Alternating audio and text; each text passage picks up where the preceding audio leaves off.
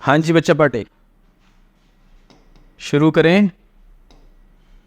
All set. मैं विपिन एक बार फिर आपके सामने आज लेकर आया हूँ lecture number 52 on smart read vocab.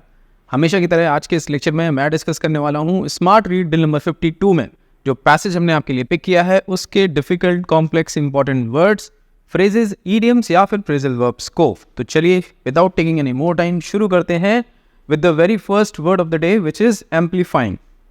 Reference क्या लिखा है एम्पलीफाइंग का? Building coalitions and amplifying the voices of those most affected by crisis. Okay, meaning to increase the volume और इम्पोर्टेंस ऑफ। अब एम्पलीफाइंग जो जनरली यूज होता है वो आवाज को और बुलंद करने के लिए यूज होता है, यानी बढ़ा देना, उसका प्रसार कर देना। Just a bit.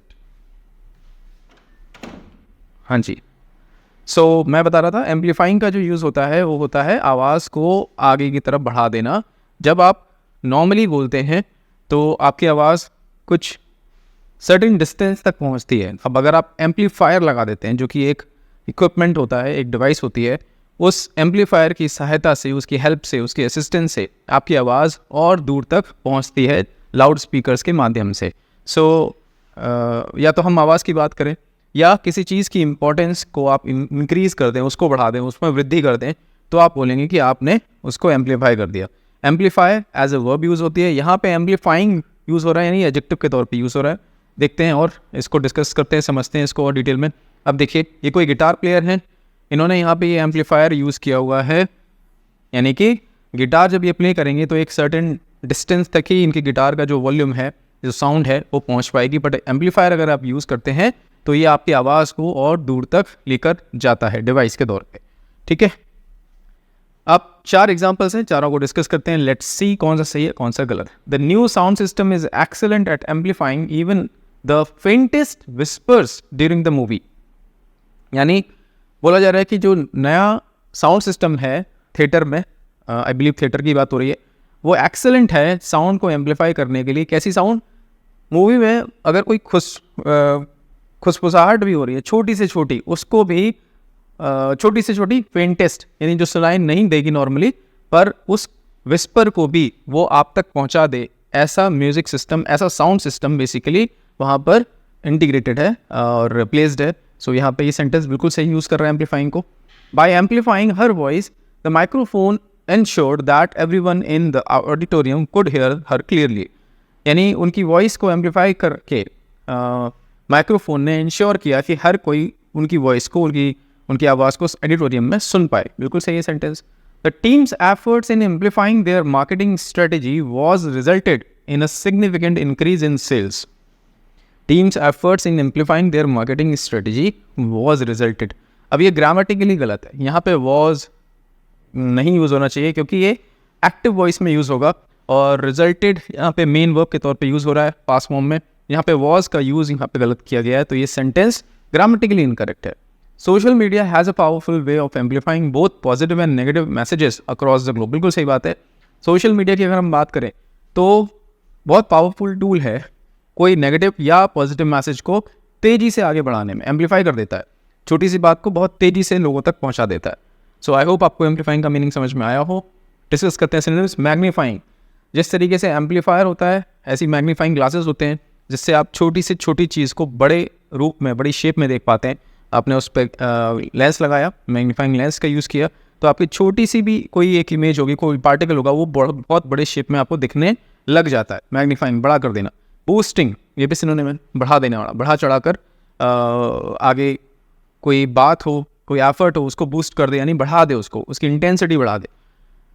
On the other hand अगर हम बात करें एंटोनिम्स की, डिमिनिशिंग कम कर देना, रिड्यूसिंग कम कर देना, तो ये इसके एंटोनिम्स के तौर पे कंसीडर किए जाते हैं। अभी हम मूव करते हैं हमारे नेक्स्ट वर्ड पे विच इज़ मस्टर। रेफरेंस क्या लिखा है मस्टर का?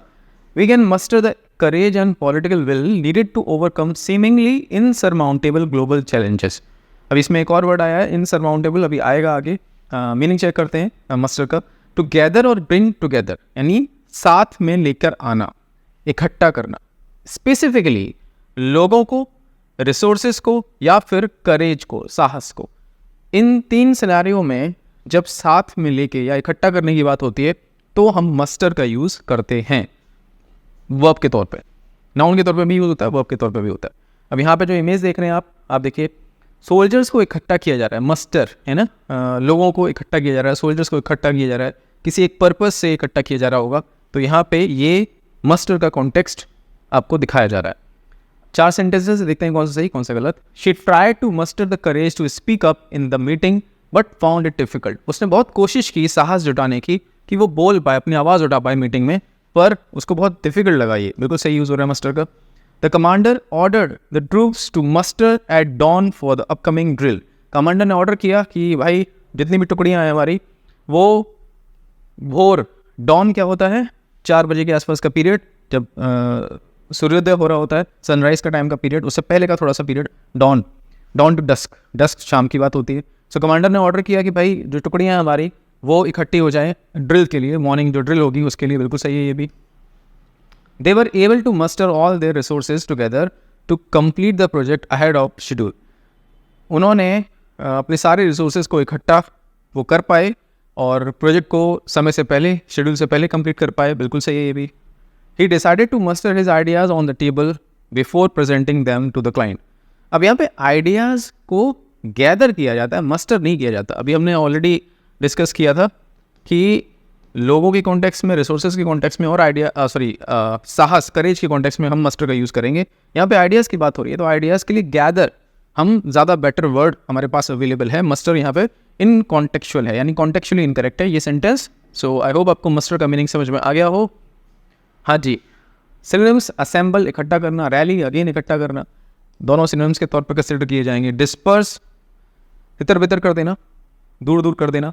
और डिसबैंड, बैंड क्या होता है आपने देखा होगा, म्यूजिकल बैंड्स होते हैं जिसमें एक से ज़्यादा आर्टिस्ट एक साथ इकट्ठे होकर कोई सिंगिंग कर रहा होता है, कोई किसी म्यूजिकल इंस्ट्रूमेंट परफॉर्म कर रहा होता है, कोई ड्रम पे, कोई गिटार पे बैठा होता है। बैंड यानी एक साथ, डिसबैंड यानी अलग अलग कर देना, डिसबैंड अलग कर देना। Antonym disperse, antonym. I hope आपको मस्टर पूरी तरीके से समझ में आ गया हो। Next word is insurmountable. अभी मस्टर में रेफरेंस के तौर पे आया था। हाँ जी, needed to overcome seemingly insurmountable global challenges. Okay, meaning too great to be overcome, यानी इतना बड़ा जिससे पार न जाया सके। ओवरकम यानी उस कोई मुसीबत है उससे आप पार निकल जाएं, उस पे आप कमांड ले आएँ, ओवरकम कर जाएं उसको। यहाँ पे लिखा हुआ है too great to be overcome, यानी इतना विशाल है, कोई इतना ह्यूज है साइज में, इंटेंसिटी में, कि आप उससे पार नहीं जा सकते। कोई मुसीबत, कोई चैलेंज, कोई काम, कोई टास्क, या फिर कोई फिजिकल चैलेंज भी हो सकता है, वो इनसरमाउंटेबल हो सकते हैं, यानी जिसके पार आप ना जा सकें, जिस पे विजय ना पा सकें। अब देखिए, कोई एक्सप्लोरर है, ये यहाँ पे छोटी सी इमेज आपको दिख रही होगी, एक्सप्लोरर है, टॉर्च लिए हुए हैं हाथ में। अब इनको पार जाना है इस विशाल काय पर्वत के पार। तो ये जो इनके सामने ये जो चैलेंज है, ये कैसा इनसरमाउंटेबल, इसको पार करना नेक्स्ट टू इम्पॉसिबल। अगर वो पर्वतारोही यानी कि माउंटेनियर हों भी, तो भी उनके लिए बहुत मुश्किल है, अकेले, बिना किसी गाइड के, बिना इक्विपमेंट्स के और बिना पूरी टीम के सपोर्ट के ये कर पाना बहुत मुश्किल है। नेक्स्ट टू इम्पॉसिबल, इनसरमाउंटेबल चैलेंज, ठीक है, जिसके पार जाना बहुत मुश्किल हो, कठिन हो। Too big to overcome. हाँ जी, एग्जाम्पल हमारे सामने है। The insurmountable exam was too easy for the students to complete within the given time. Insurmountable भी लिखा हुआ है और टू ईजी भी लिखा हुआ है। यहीं पे समझ में आ गया कि ये गलत है, contextually incorrect, absurd sentence. The team faced what seem to be an insurmountable challenge but they refuse to give up. अब टीम के सामने कोई चैलेंज आया जो कि उनको इनसरमाउंटेबल लगा, पर they refuse to give up, उन्होंने हार नहीं मानी। ये सेंटेंस बिल्कुल सही है। Climbing that peak without proper gear is an insurmountable task. बिल्कुल सही है। कोई पीक है, कोई चोटी है पहाड़ की, उसको बिना गियर के, यानी जो गियर यूज़ किए जाते हैं पर्वतारोही द्वारा, उनके लिए, फिर अगर आप गियर ना हो, आपके लिए पास इक्विपमेंट्स ना हो, तो वो टास्क कैसा हो जाएगा, इनसरमाउंटेबल हो जाएगा। बिल्कुल सही सेंटेंस है। The financial debt of the company is so insurmountable that recovery is nearly impossible, यानी कि इतना कर्जा चढ़ गया कंपनी के ऊपर, इनसरमाउंटेबल, कि अब रिकवरी यानी उससे पार जा पाना नेक्स्ट टू इम्पॉसिबल है। सो आई होप आपको इनसरमाउंटेबल समझ में आ गया हो। सिनोनिम्स अनकॉन्करेबल, जिस पे विजय ना पाई जा सके, इनविंसिबल, जिस पे विजय ना पाई जा सके, और एंटोनिम्स के तौर पे सरमाउंटेबल, जिस पे चढ़ा जा सके, माउंटेबल, माउंट यानी पर्वत, अगर आप उस पर चढ़ पा रहे हैं तो वो सरमाउंटेबल है। कॉन्करेबल जिस पे विजय प्राप्त की जा सकती है। सो ये इसके एंटोनिम्स के तौर पे कंसीडर किए जाएंगे। Next word is profound, meaning reference, I have seen first hand the profound impact, अब ये एडजेक्टिव है, इम्पैक्ट नाउन उसके आगे लगा है profound impact of both on front line communities and indigenous peoples. Indigenous जो एक उसी देश से संबंधित है, हमारे देश में जो भी मिसाइल्स बनती हैं, जो भी आर्म फोर्सेस से रिलेटेड जो भी हम काम कर रहे हैं, जो भी इक्विपमेंट्स बना रहे हैं, वो कैसे होंगे? इंडिजिनस, हमारे देश में खुद के बने हुए इंडिजिनस मिसाइल्स, ठीक है। इंडिजिनस पीपल, हमारे देश के लोग। सो इंडिजिनस का मतलब उसी देश के, उस पर्टिकुलर देश के, किसी भी देश के कॉन्टेक्स्ट में हम बोल सकते हैं। मीनिंग हम बात करते हैं प्रोफाउंड की, मीनिंग वेरी ग्रेट और इंटेंस, यानी बहुत ज़्यादा इंटेंस, तीव्रता बहुत ज़्यादा हो, बहुत गहरा हो या तीव्र हो, उसको हम बोलते हैं प्रोफाउंड। ज़्यादातर जो यूज़ होता है, जो मैंने देखा है, वो इम्पैक्ट के लिए प्रोफाउंड यूज़ करते हैं हम लोग। एग्जाम्पल्स लिखे हैं, Mahatma Gandhi's philosophy of non violence had a profound impact on India's independence movement. India के इंडिपेंडेंस मूवमेंट की बात करें तो महात्मा गांधी जी की जो फिलॉसफी थी नॉन वायलेंस की, उसका एक प्रोफाउंड इम्पैक्ट था लोगों के ऊपर, और बहुत ज़्यादा पॉपुलर हुआ था ये नॉन वायलेंस का जो उस समय जो पूरा मूवमेंट था, बहुत ज़्यादा पॉपुलर था, क्योंकि लोगों के ऊपर उस पर भरोसा था, इंटेंस बिलीव था कि यार इस चीज़ से हमें स्वतंत्रता यानी कि फ्रीडम मिल जाएगी। The teachings of Swami Vivekananda continue to have a profound influence on the spiritual and cultural landscape of India. आज भी स्वामी विवेकानंद जी की जो टीचिंग्स हैं, वो उनका जो इम्पैक्ट है, जो इन्फ्लुएंस है, वो प्रोफाउंड है, यानी बहुत गहरा प्रभाव पड़ा हुआ है हमारे ऊपर। स्पिरिचुअल एंड कल्चरल लैंडस्केप की बात करते हैं तो the tragedy of partition in 1947 left profound mark. अब ये एक थोड़े से नेगेटिव कोनोटेशन में भी प्रोफाउंड का यूज़ हम दिखा रहे हैं। जो 1947 का पार्टीशन था, उसका एक बहुत गहरा प्रभाव पड़ा हुआ है on the collective memory of the Indian सब कॉन्टिनेंट, यानी लोगों के दिमागों पर, कि यार उस समय जो हुआ वो गलत हुआ। तो profound cultural diversity of India is evident in its festivals, languages and traditions which vary greatly from one region to another. अगर हम इंडिया की कल्चरल डाइवर्सिटी की बात करें तो वो कैसी है? प्रोफाउंड है, गहरी है, इन डेप्थ है। कैसे? स्पष्ट है कि एक जगह से जब दूसरी जगह आप जाते हैं तो आपको कितने सारे वेरिएंस देखने को मिलते हैं, लैंग्वेजेस में, ट्रेडिशंस में, फेस्टिवल्स में, एक रीजन से दूसरे रीजन में। तो ये चारों सेंटेंसेस प्रोफाउंड के मीनिंग को, कॉन्टेक्स्ट को आपको समझा रहे थे। अभी हम बात करते हैं हमारे चार सेंटेंसेस की वर्ड यूजेज के कॉन्टेक्स्ट में, देखते हैं कौन सा सही है कौन सा गलत। His speech had a profound impact on everyone present in the room. उसकी स्पीच का सभी लोगों पर बहुत गहरा प्रभाव पड़ा, बिल्कुल सही है। The profound question was too simple for the professor to answer. अब profound भी लिखा है और too simple भी लिखा है, अगेन गलत है। The book offers profound insights into the human condition. ये बिल्कुल सही है। जो insights है, बहुत गहरे, बुक जो भी है वो बहुत गहरे insight देती है human condition के बारे में, तो बिल्कुल सही है। She felt a profound sense of joy after hearing the good news. बहुत ज़्यादा खुशी, बहुत गहरी खुशी, है ना? Profound sense of joy, यानी छुपाए नहीं छुप रही थी खुशी, इतना ज़्यादा वो खुश थी after hearing the good news. So I believe आपको प्रोफाउंड का मीनिंग समझ में आ गया हो, कॉन्टेक्स्ट भी समझ में आ गया हो। सिनोनिम्स की बात करें तो डीप, इंटेंस, हम ऑलरेडी दो तीन बार मैं बोल चुका हूँ इनको। एंटोनिम्स की बात करें तो सुपरफिशियल, ऊपरी, सतही, स्लाइट, थोड़ा, छोटा, ठीक है। और ये इनके एंटोनिम्स के तौर पर कंसिडर किए जाएंगे। चलिए next phrase is virtuous cycle. Virtuous में वर्ड छुपा हुआ है, वर्च्यू OUS को हटा के अगर मैं ई लगा दूं, वर्च्यू यानी गुण, कोई अच्छा गुण, उसकी बात हो रही होती है। वर्चुअस यानी कि यहाँ पे ये पॉजिटिव, या हम बोलें तो एक पॉजिटिव फ्रेज है, वर्चुअस सर्किल। रेफरेंस पढ़ते हैं, we can mitigate the effects of climate change and create a virtuous circle that protects front line communities. Meaning a complex chain of events that reinforces itself through a positive feedback loop. जी, एक कोई चीज़ हुई, उसका positive impact पड़ा और चीज़ों पे, दूसरी चीज़ों पे, फिर और पॉजिटिव इम्पैक्ट पड़ा, एक के बाद एक, जो एक चेन बन गई, जो सर्किल बन गया, साइकिल बन गया, वो कैसा था? वर्चुअस, यानी एक अच्छा इफेक्ट, उसके बाद उस इफेक्ट से दो अच्छे इफेक्ट या चार अच्छे इफेक्ट, मल्टीपल इफेक्ट्स अच्छे के बाद अच्छे होते चले जाएं, तो हम उसको बोलते हैं कि वर्चुअस सर्किल बन गया, है ना। जैसे हम बात करते हैं जब कोई डेवलपमेंट की बात करते हैं, अगर हम बात करें, वो जब कंपनी या स्टार्टअप खड़ा होता है तो वो एक आइडिया पे काम करता है जो एक प्रॉब्लम सॉल्व करता है। वो प्रॉब्लम तो सॉल्व होती है, साथ में क्या होता है, लोगों की जॉब्स लगती हैं, लोगों की जॉब्स लगती हैं तो उनके घरों में फिर फाइनेंशियल स्टेबिलिटी आती है, फिर उनके बच्चे अच्छी एजुकेशन पाते हैं, फिर उनके बच्चे जब अच्छी एजुकेशन पाते हैं तो फिर वो देश को बिल्ड करने में, राष्ट्र को बिल्ड करने में और ज़्यादा हेल्प करते हैं। तो ये क्या है, वर्चुअस सर्किल, वर्चुअस साइकिल, एक अच्छे काम के बाद दूसरा अच्छा काम। इसका ऑपोजिट होता है विशियस सर्किल या विशियस साइकिल, यानी एक नेगेटिव फिर दूसरा नेगेटिव फिर तीसरा नेगेटिव, एक के बाद एक नेगेटिव चले जाएं, तो वो उसका ऑपोजिट हो गया विशियस सर्किल। अभी उसको भी देखेंगे। इसके लिए मेरे को जो याद आ रहा था रेफरेंस, अब ये मूवी मैंने देखी नहीं पड़ी, मैंने डायलॉग बहुत सुना है, थैंक यू मत कहो, इंस्टेड 3 लोगों की हेल्प करो और उन्हें कहो कि वो 3 और लोगों की हेल्प करें। तो बेसिकली ये सलमान खान की कोई मूवी थी और उसमें ये डायलॉग उन्होंने बोला है कि आप कोई इनको ये किसी की हेल्प करते हैं, वो बोलते हैं थैंक यू, तो वो बोलते हैं थैंक यू मुझे मत बोलिए, आप थैंक यू मत बोलिए, आप क्या करिए, आप और 3 लोगों की हेल्प कर दीजिए और उन 3 लोगों से बोलिए कि फिर वो आगे यही काम रिपीट करते जाएं। तो इससे क्या होगा, ये सर्किल बन जाएगा, वर्चुअस सर्किल, यानी सब हर किसी की हेल्प करने के लिए अग्रसर होंगे, प्रेरित होंगे। तो इस तरीके से कभी कोई भी नीडी होगा उसको हेल्प मिल जाएगी। तो बेसिकली ये मोटिव था मूवी में सलमान का। सो वर्चुअस सर्किल क्रिएट कर दिया इन्होंने, हाँ जी, अपने एफर्ट से। एग्जाम्पल्स पढ़ते हैं। Investing in education creates a virtuous circle where better educated individuals contribute more to society which in turn improves education. बिल्कुल सही है। The company's focus on customer satisfaction led to a virtuous circle of repeat business and word of mouth. बिल्कुल सही बात है।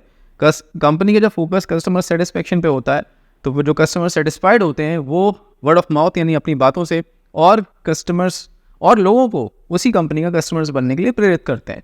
सो ये क्या हो जाता है, वर्चुअस सर्किल बन जाता है। बिल्कुल सही है। Regular exercise and healthy diet can create a virtuous circle of improve physical and mental wellbeing. बिल्कुल सही है। The virtuous circle of economic prosperity is difficult to break, often leading to further poverty and inequality. गलत है, virtuous circle नहीं, vicious circle होगा। और prosperity अगर बात हो रही है इकोनॉमिक की prosperity की, तो वो poverty and inequality कहाँ से लेके आ रही है? गलत है ये सेंटेंस, contextually incorrect। आई होप आपको समझ में आ गया हो। सिनोनिम्स के तौर पे बात करें तो पॉजिटिव साइकिल, एंटोनिम्स के तौर पे बात करें तो मैंने अभी डिस्कस किया था विशियस, दुष्ट, दुष्टकारी ऐसे बोल सकते हैं। विशियस सर्किल यानी कि जो खराब करता जाए, एक के बाद एक चीज़ों को खराब करता जाए। नेगेटिव साइकिल, ये इसके एंटोनिम्स के तौर पे कंसीडर किए जाएंगे। Next word is pledge. बहुत इजी है, बहुत सुनने में आता है, स्टिल मैंने रख लिया इसमें प्रेजेंटेशन में इसको। Reference under the GBF developed countries pledged to provide the global south where most of the world's remaining biodiversity is located. Okay, meaning to make a serious और फॉर्मल प्रॉमिस और commitment to do something, यानी कि प्रतिज्ञा लेना, व्रत लेना, शपथ लेना, ये सब इसके सिनोनिम्स हैं प्लेज के। आप तपस्या नहीं, प्रतिज्ञा ले रहे हैं, प्रतिज्ञा उठा रहे हैं कि मैं ऐसा करूँगा। हाँ, देखिए इंडिया के कॉन्टेक्स्ट में अब ये आई बिलीव कोई मीटिंग हो रही है देश को लेके और सब लोग एक सुर में हैं, यूनानिमस होके बोल रहे हैं हाँ हम इस मूवमेंट में गवर्नमेंट के साथ हैं, या उस जो भी पर्टिकुलर यहाँ पे नेता है या जो भी लीडर है किसी भी कॉन्टेक्स्ट में, सब लोग एक साथ खड़े हुए हैं कि हाँ हम इस मूवमेंट में आपके साथ हैं। हम प्रतिज्ञा लेते हैं कि हम ऐसा कदम उठाएंगे, इसके लिए आगे बढ़ेंगे, या कुछ गलत हो रहा तो उसको रोकेंगे, जो भी कुछ है। सो प्रतिज्ञा लेना। अब ये देखिए दूसरे देश के कॉन्टेक्स्ट में ये भी शपथ ले रहे हैं सारे लोग मिलके कि हम ऐसा करेंगे या हम ऐसा नहीं होने देंगे, जो भी गलत हो रहा है उसको रोकेंगे, या कुछ अच्छा करना है तो उसको करेंगे। सो प्लेज कर रहे हैं, है ना, दोनों लोग। चलिए examples. It took a pledge to never exercise again. Oh my god, ये कैसा, ऐसी कैसी प्लेज है। Even though he wanted to stay healthy. हाँ जी, ये तो बिल्कुल एब्सर्ड है। हेल्दी भी रहना चाहते हैं और प्रतिज्ञा उठा ली उन्होंने कि भाई कभी एक्सरसाइज नहीं करेंगे, ऐसा तो कभी हो ही नहीं सकता। ठीक है। Every morning the students recite the national pledge with pride and respect. हर स्कूल में होता है नेशनल प्लेज, उनको दी जाती है, उनको रिसाइट कराई जाती है ना, बोल बोल के कि ऐसा बोलना है बच्चों को, हम इस देश के नागरिक और इस देश के लिए हम अपनी जान कुर्बान कर देंगे, हम लगन से काम करेंगे, हम मेहनत करेंगे, हम पढ़ाई करेंगे और इस देश को आगे ले जाएंगे, ऐसा कुछ बोला जाता है उस प्लेज में। बिल्कुल सही यूज़ हो रहा है sentence. She made a pledge to donate a portion of her income of charity each year. उसने प्रतिज्ञा उठाई, उसने शपथ ली कि मैं हर साल अपनी इनकम का एक पोर्शन चैरिटी में दान करूंगी। बिल्कुल सही है। The organization took a pledge to support environmental sustainability in all its projects. Organization ने प्लेज ले ली, शपथ ली कि हम अपने सारे प्रोजेक्ट्स में इन्वायरमेंटल सस्टेनेबिलिटी को ध्यान में रख के ही काम करेंगे, सपोर्ट करेंगे इन्वायरमेंट को। तो ये भी बिल्कुल सही यूज़ हो रहा है प्लेज का। सिनोनिम्स प्रॉमिस, वाव, VOW, वाव यानी कि प्रतिज्ञा उठाना, शपथ लेना, कमिट, प्रण लेना, यहाँ ऐसा करेंगे, गारंटी, अंडरटेक, ये सब सिनोनिम्स के तौर पे कंसिडर किए जाएंगे। एंटोनिम्स की बात करें तो रिनाउंस, त्याग देना, छोड़ देना, रिट्रैक्ट, हट जाना, बात से पीछे हट जाना, डिनाई, मना कर देना, रिफ्यूज़, मना कर देना, ब्रेक अ प्रॉमिस, तोड़ देना प्रतिज्ञा को, ये सब इसके एंटोनिम्स के तौर पे कंसिडर किए जाएंगे। दैट्स इट बच्चा पार्टी। अब आपको क्या करना है, हमेशा की तरह सारे वर्ड्स पे, जितने भी वर्ड्स हमने अभी यहाँ पे डिस्कस किए, लर्न किए, हर एक वर्ड पे आपको बनाना है अपना एक सेंटेंस, और आपके सेंटेंसेस को एक सिंगल कमेंट के तौर पे ड्रॉप कर देना है इस वीडियो लेक्चर के कमेंट्स सेक्शन में।